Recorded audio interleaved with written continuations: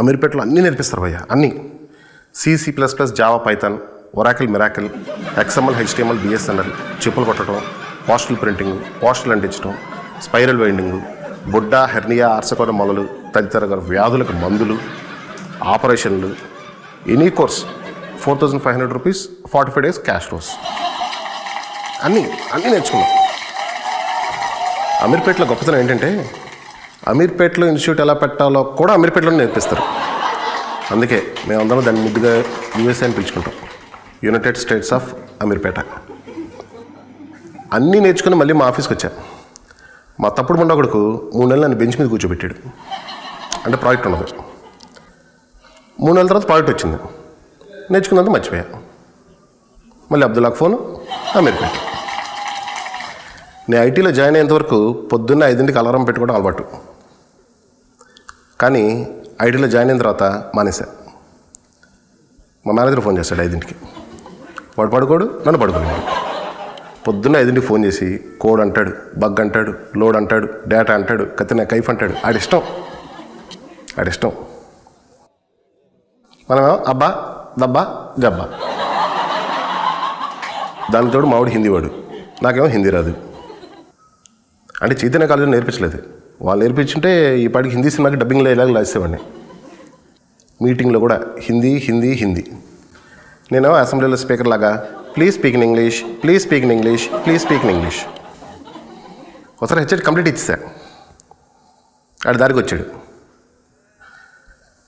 ఏ దిన్ సే మే హిందీ మే నహీ bath కరుంగా, Pehla ఏ దేక్ అంటాడు. ఏం దేకాలరా, ఏం దేకాలి, నువ్వు చెప్పేది అర్థం చేస్తా కదా దేకడానికి. అంత రొట్ట మొహం వేసుకొని నువ్వు అంత తిట్టాలనిపిస్తుంది. తిడితే ఉద్యోగం పోతుంది. మా నాన్న హట్ అయిపోతాడు. మళ్ళీ పూజ మానేసి చర్చికి తీసుకెళ్తాడు. దాని తర్వాత అలా పడతాడు. ప్రతి 3 నెలలకి మా హిందీ మేనేజరు మెటర్నిటీ లీవ్కి వెళ్తాడు.